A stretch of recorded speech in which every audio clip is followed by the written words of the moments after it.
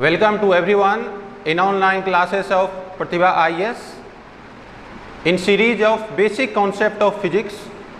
आज हम लोग देखेंगे कैपिलरिटी के बारे में। कैपिलरिटी फिनोमिना क्यों होता है, इसके पीछे क्या रीज़न है, किस कंडीशन में ड्यू टू कैपिलरी राइज होता है, किस कंडीशन में ये फॉल होता है, राइज होगा तो कितना राइज होगा, फॉल होगा तो कितना फॉल होगा, और राइज या फॉल जो है वो किन किन पैरामीटर पे डिपेंड करता है। उन सब पैरामीटर्स को आज हम लोग देखते हैं। तो बिफोर डिस्कशन ऑफ कैपिलरिटी हमें पहले ये समझना होगा कि कैपिलरी क्या होता है। तो कैपिलरी समझने के लिए आपको बस ये देखना है कि यदि डायमीटर जो ट्यूब का है वो हमारा स्मॉल डायमीटर है और वो स्मॉल अप टू माइक्रोमीटर तक भी हो सकता है, तो कैपिलरिटी फिनोमिना में ये ध्यान रखना है कि ये फिना इन कैपिलरी होता है जिसका डायमीटर स्मॉल होता है। तो फॉर एक्सपेरिमेंट पर्पस यदि हम देखें तो कैपिलरी ट्यूब हमारा एक स्मॉल डायमीटर का ट्यूब है जिसका दोनों सिरा हमारा ओपन है और ये स्मॉल डायमीटर ट्यूब है। बार बार कह रहे हैं कि ये स्मॉल है।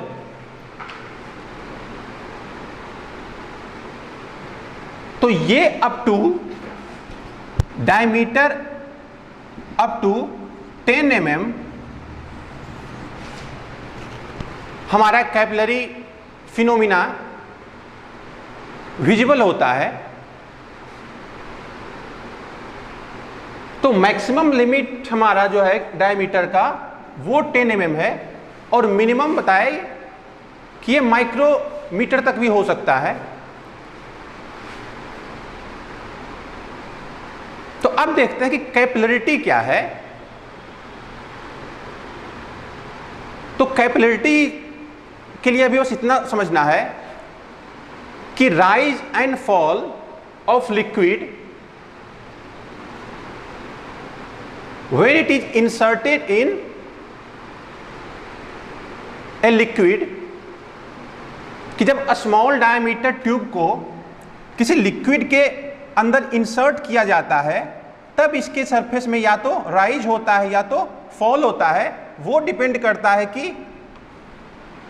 लिक्विड और ये कैपिलरी ट्यूब ये किस प्रकार का है।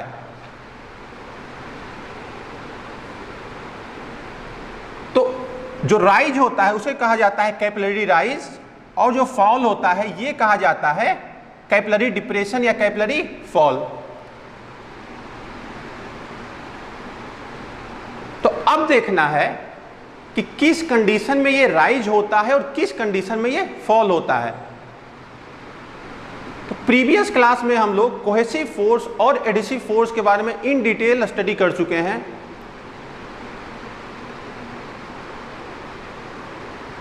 कि कोहेसिव फोर्स लगता है between same kind of molecule और एडिसिव फोर्स लगता है between different kind of molecule. तो जब एडिसिव फोर्स ज्यादा होता है कोहेसिव फोर्स से तो उस केस में हमारा लिक्विड राइज करता है,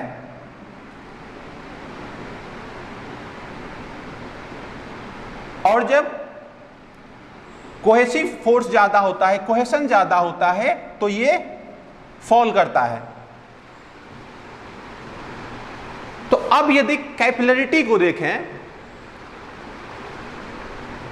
इतना समझने के बाद, तो basically it is an effect, capillary effect is a consequence of surface tension and adhesion. तो यदि पूछा जाए कि कैपिलरिटी किसके कारण हो रहा है, तो दो चीजें यहां पे है, सरफेस टेंशन एंड एडिशन।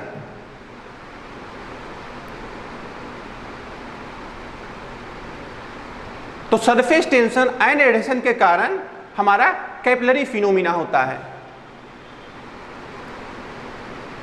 तो अब यदि हम इस एग्जाम्पल को देखें कि ये लिक्विड यदि हमारा वाटर है और ये हमारा ग्लास ट्यूब है, तो इस ट्यूब को यदि हम इंसर्ट करते हैं इस लिक्विड में, तो क्या होगा, due to adhesion and surface tension ये राइज करेगा up to certain height h,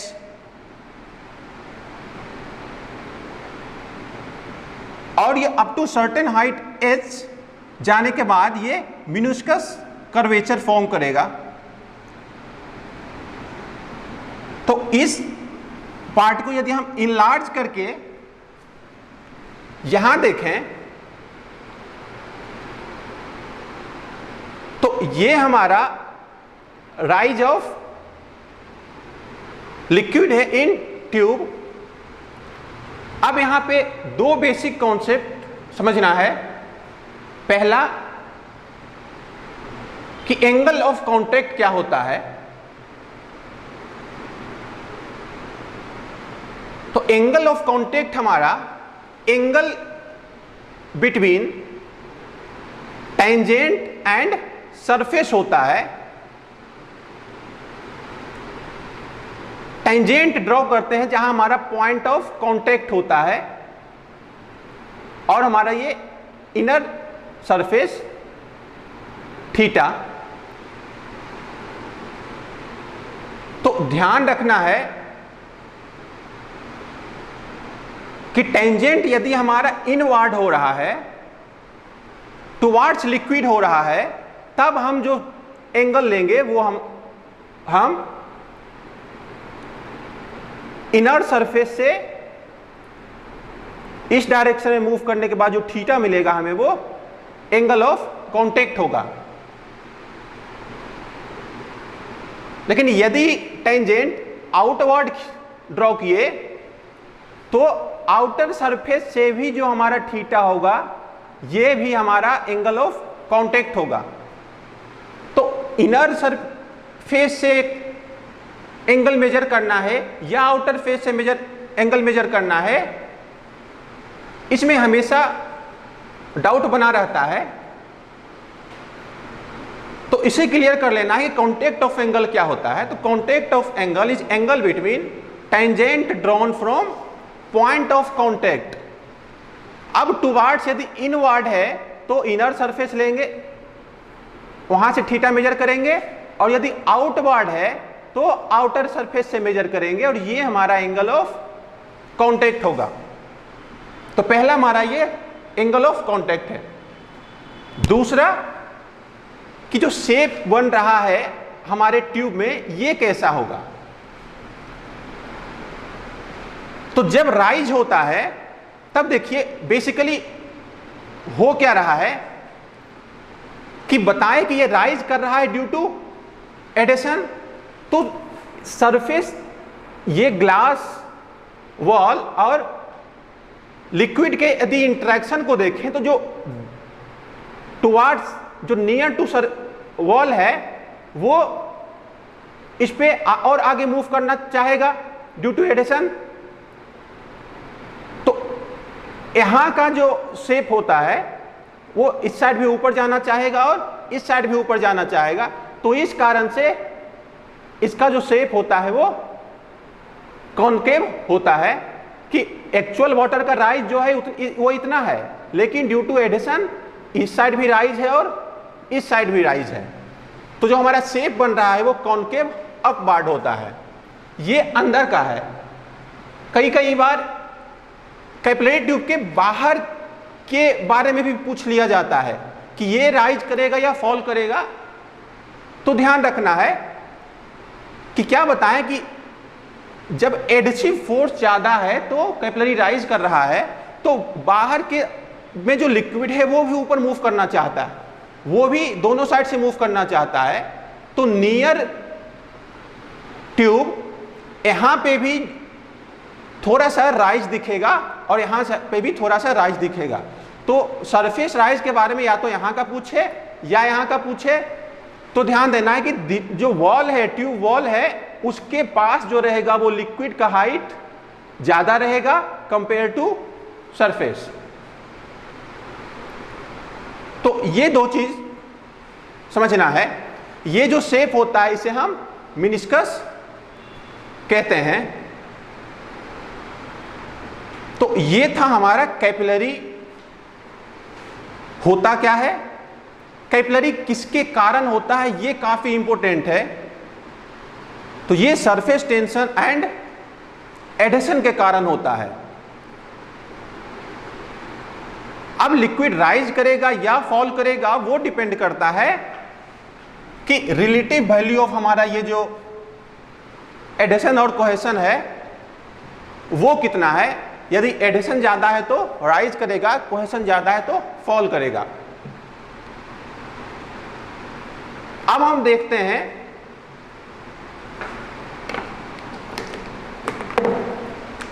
कुछ different liquid solid interface like water and glass और मरकरी एंड ग्लास कि इन दोनों को यदि कंपेयर करें तो उसमें क्या अंतर आ रहा है, उसको भी हम देखते हैं।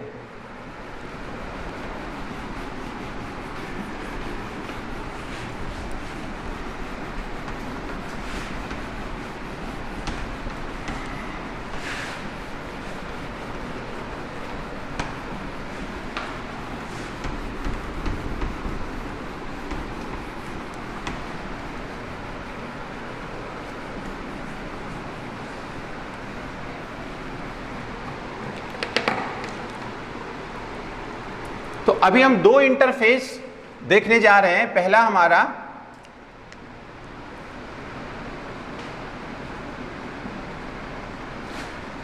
वाटर एंड ग्लास इंटरफेस है और दूसरा हमारा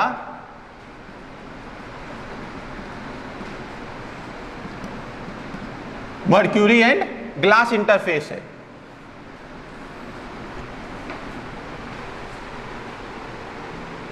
तो अभी तक हम इतना देख चुके हैं प्रीवियस क्लास में कि यदि फोर्सेस के बारे में देखें तो वाटर और ग्लास के केस में हमारा एडिशन ज्यादा होता है कंपेयर टू कोहेशन। तो इसमें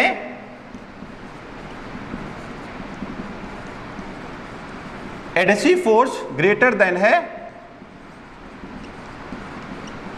कोहेसिव फोर्स, और इस केस में कोहेसिव फोर्स ग्रेटर देन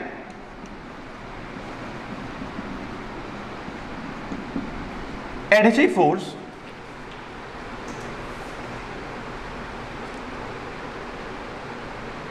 तो अब एडेसिव ज्यादा है कोहेसिव से,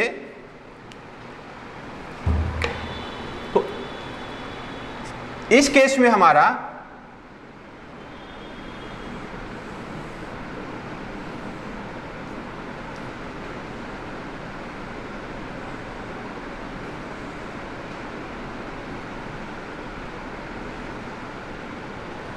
लिक्विड राइज करेगा up to certain height h, और इस केस में हमारा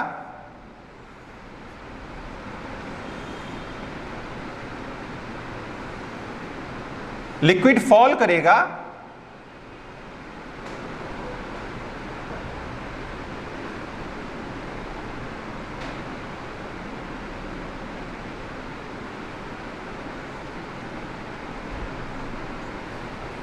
up to certain height h।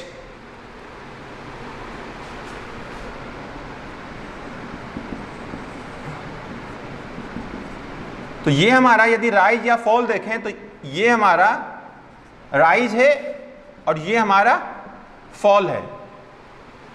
अब यदि एंगल ऑफ कांटेक्ट देखें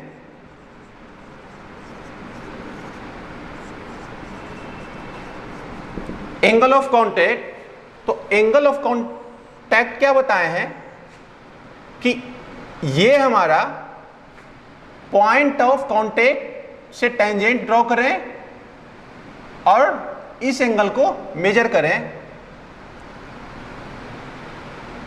तो थीटा जब लेस देन 90 डिग्री होता है तब तक ये राइज करता है। जब ये थीटा इस केस में लेस देन 90 डिग्री है और थीटा यदि यही एंगल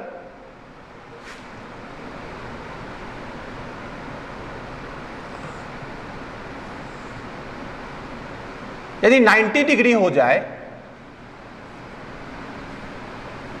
थीटा हमारा 90 डिग्री हो जाए, तो ये हमारा प्लेन सरफेस बना देता है। ना तो ये राइज होगा और ना ही फॉल होगा। और यदि यही थीटा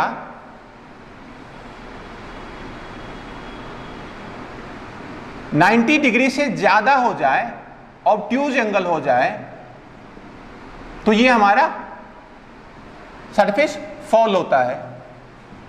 तो थीटा 90 डिग्री से ज्यादा फॉल, 90 डिग्री से कम राइज और इक्वल टू जब होता है तो ये हमारा नीदर राइज नॉर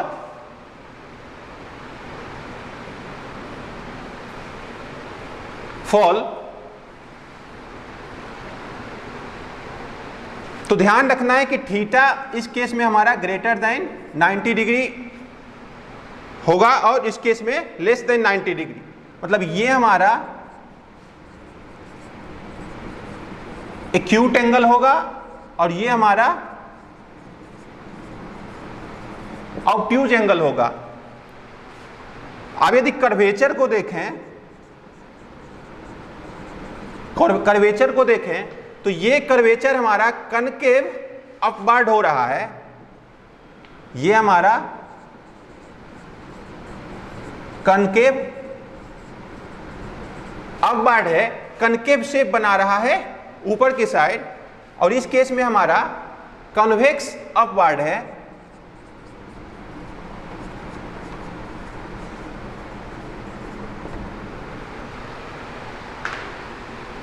तो ये जो रिलेटिव स्टडी है इसका, ये ध्यान रखना है कि फोर्सेस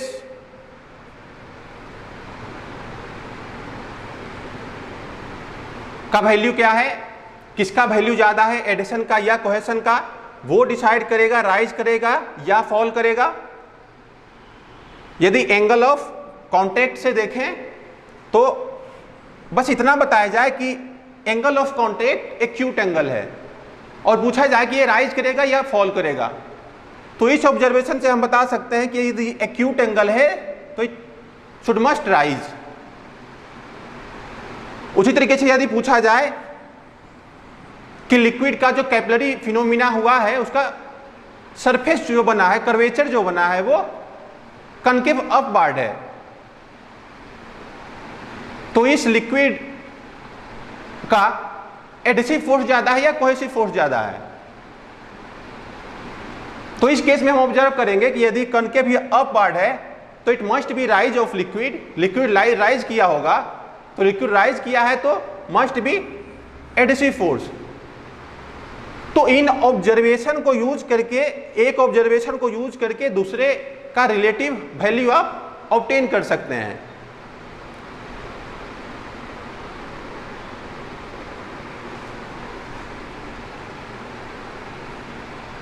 तो ये था हमारा वाटर ग्लास और मर्क्यूरी ग्लास का रिलेटिव स्टडी। अब इस केस में यदि पार्टिकुलर पूछा जाए कि वाटर और मर्क्यूरी के बीच यहां पे जो एंगल बनता है ये कितना होता है, तो ध्यान रखना है प्योर वाटर के केस में ये 0 डिग्री बनता है, लेकिन नॉर्मल वाटर के केस में ये अप टू 8 डिग्री फॉर्म होता है। सिमिलरली यदि इस केस में देखें, Hg के केस में तो जो ये थीटा बनता है हमारा, ये अप टू 130 डिग्री होता है। और यदि एग्जाम्पल इस केस का पूछा जाए, ये एक्सेप्शनल है और एग्जाम्पल है कि किस केस में प्लेन सरफेस होता है और जो एंगल होता है वो 90 डिग्री होता है, तो ये सिल्वर एंड ग्लास का जो इंटरफेस बनता है वो हमारा प्लेन सरफेस इस केस में बनता है। तो इसका जो वैल्यू है, रिलेटिव वैल्यू है, इसे भी ध्यान में रखना इंपॉर्टेंट होता है। तो अभी तक हम लोग देख लिए कि कैपिलरी होता क्या है, किसके कारण होता है, रिलेटिव स्टडी किए, different kind of interface, glass and water, mercury and glass. अब देखते हैं कि राइज और फॉल जो हो रहा है वो कितना होगा, उसका वैल्यू कितना होगा, वो हम किसी एक केस में देख सकते हैं, आइदर राइज और आइदर फॉल में। तो हम अभी देख रहे हैं इन केस ऑफ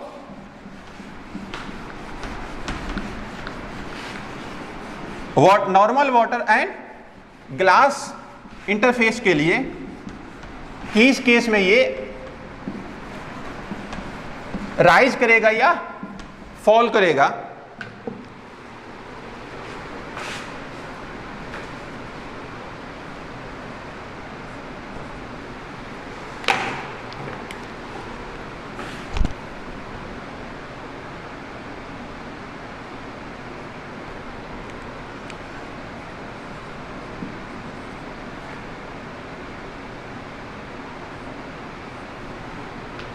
तो अभी हम लोग राइज के केस के लिए देखते हैं कि कितना राइज करेगा, किस हाइट पे जाने के बाद ये बैलेंस करेगा कॉलम को।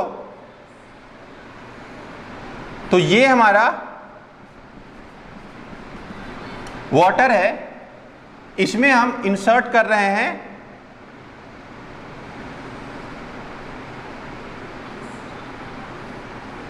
एक कैपिलरी ऑफ डायमीटर d,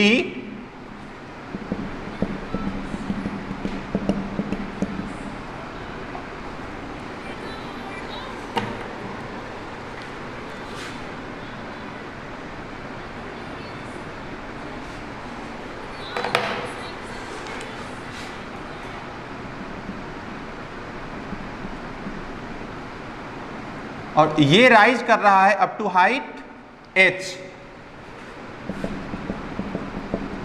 तो हमें अब ये कैलकुलेट करना है कि ये जो राइज हुआ है वो कितना है, ये देखते हैं। तो अभी बताए कि कैपिलरी राइज या फॉल जो है, कैपिलरी फिनोमिना जो है, किसका कंसिक्वेंस है, एडिशन का और सरफेस टेंशन का। तो जो हमारा यहां पे इंटरफेस बन रहा है इन डायरेक्शन ऑफ टेंजेंशियल, इस पे सरफेस टेंशन वर्क करता है और इसके कारण लिक्विड ऊपर की ओर मूव करना चाहता है, लेकिन बट ड्यू टू जो वेट ऑफ लिक्विड है, जो ट्यूब में लिक्विड का जो वेट है वो उसे नीचे लाना चाहता है। तो एट सर्टेन हाइट ये इक्विलिब्रियम को मेंटेन करते हैं। तो वही किस हाइट पे ये इक्विलिब्रियम अचीव करेंगे उसे हम लोग देख रहे हैं। तो इस केस में हमें क्या करना है, force due to surface tension को इक्वेट कर देंगे जो हमारा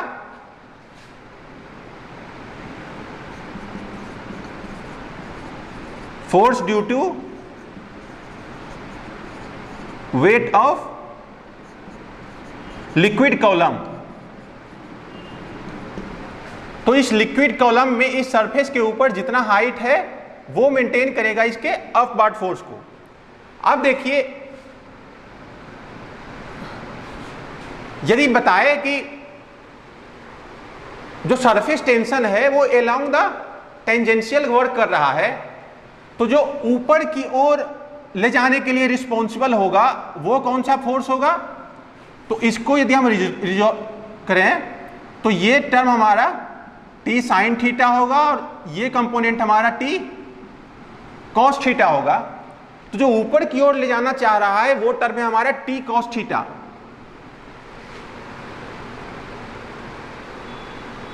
और ये टी कॉस थीटा जो है इसका यदि हम यहां क्रॉस सेक्शन देखें तो ये टी कॉस थीटा जो है वो हर एक पॉइंट पे वर्क कर रहा होगा, ये हर एक पॉइंट पे वर्क कर रहा होगा टुवर्ड्स अपवर्ड, और इसका वैल्यू कितना है टी कॉस थीटा। तो यदि forces due to surface tension calculate करें तो क्या होगा? सरफेस टेंशन इक्वल टू हमारा क्या था? Force by length. तो ये फोर्स यदि कैलकुलेट करना है तो सरफेस टेंशन इनटू लेंथ होगा। तो सरफेस टेंशन यहां पे हमारा लेट कहें कि हमारा टी कॉस थीटा है और लेंथ, तो ये लेंथ हमारा कितना हो जाएगा टोटल सरकमफेरेंस? तो ये हमारा हो जाएगा टोटल लेंथ पाई डी। तो ये फोर्सेस हमारा हो जाएगा T cos theta pi D, और इसको किससे इक्वेट करना है? तो जो वेट है इस कॉलम में लिक्विड का उससे इक्वेट करना है। तो वेट हमारा क्या होगा? तो जो हमारा वॉल्यूम होगा इस लिक्विड का, जो वॉल्यूम होगा इस लिक्विड का इतने हाइट में, तो वेट हमारा हो जाएगा वॉल्यूम इनटू यूनिट वेट, हमारा जो वेट डेंसिटी है उससे मल्टीप्लाई करेंगे तो ये वैल्यू आ जाएगा। तो ये हमारा वेट डेंसिटी होता है गामा, और ये हमारा रो इंटू जी होता है। रो हमारा मास डेंसिटी होता है, उससे जी मल्टीप्लाई करते हैं तो ये हमारा वेट डेंसिटी होता है। तो उसको आप चाहें तो इससे भी रिप्लेस कर सकते हैं। और इस केस में हमारा वॉल्यूम क्या हो जाएगा? तो ये हमारा स्फेरिकल है, ये हमारा हाइट h है, तो वॉल्यूम हमारा यहां पे हो जाएगा पाई डी स्क्वायर 4/h। तो वेट यहां पे हम देखें तो वेट हमारा क्या हो जाएगा? Volume into weight density. तो वॉल्यूम हमारा यहां पे है pi D square by 4 into h into rho into g. तो पाई और डी हमारा यहां कैंसल हो जाएगा। तो यहां से यदि हम h निकालें तो h हमारा कितना होगा यहां पे? तो ये हो जाएगा 4t cos theta by rho g into d.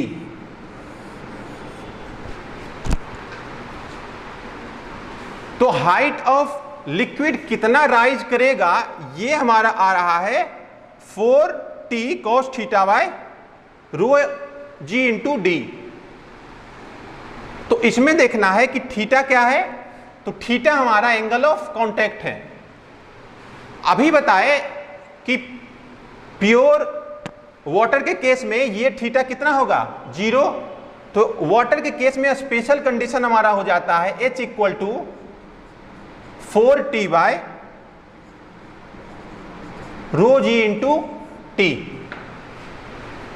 तो किसी भी लिक्विड का हाइट कैलकुलेट किया जा सकता है, राइज भी और फॉल भी सेम मेथड। यदि हमें कॉस थीटा पता हो, डायमीटर पता हो, टेंशन सरफेस टेंशन जो है वो पता हो,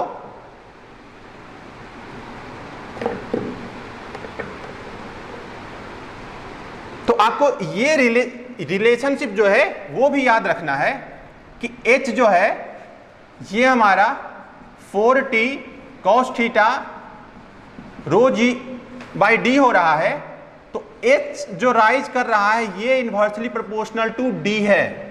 ये ध्यान रखना है कि यदि d का वैल्यू हम बढ़ाते जाएं तो h का वैल्यू कम होते जाएगा।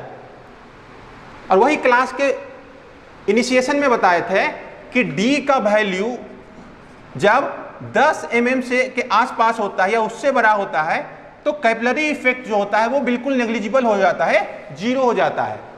लेकिन यही डी का वैल्यू यदि कम हो, माइक्रोमीटर में हो, तो एच का वैल्यू जो होता है वो कई मीटर्स में होता है। और इसके एग्जाम्पल जो है कैपिलरी राइज के वो भरे पड़े हैं हमारे सराउंडिंग में। तो इसके कुछ एग्जाम्पल को देखते हैं। तो इसमें हमारा जो यदि नेचुरल एग्जाम्पल देखें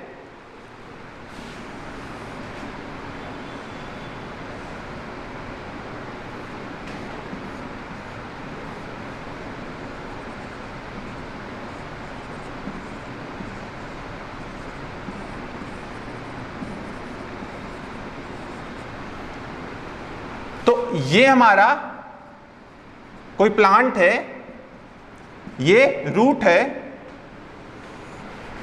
और ये हमारा सॉइल है और ये हमारा कहीं ग्राउंड वाटर टेबल है। अब यहां पे देखिए एक फिगर में दो एग्जांपल आपको समझा रहे हैं कि जो प्लांट है तो मॉइस्चर तो इस रीजन में है, यहां से वाटर जो मूव कर रहा है स्टेम को होते हुए पत्ती तक जा रहा है, वो कैसे जा रहा है, तो वो जाइलम के थ्रू जा रहा है। और यदि इस जाइलम कोशिका का यदि हम डायमीटर देखते हैं तो ये माइक्रोमीटर में होता है।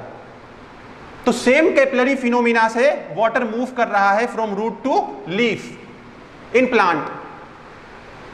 तो जैसे कि बताया कि यदि डी हमारा कम होगा तो एच मीटर्स में हो सकता है, कई मीटर्स में हो सकता है।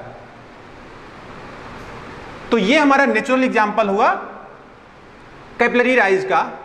सिमिलरली यदि सॉइल में देखें, यदि मिट्टी के बारे में देखें, तो जो ग्राउंड वाटर होता है उसके ऊपर तक भी मॉइस्चर बना हुआ रहता है अप टू सर्टेन हाइट।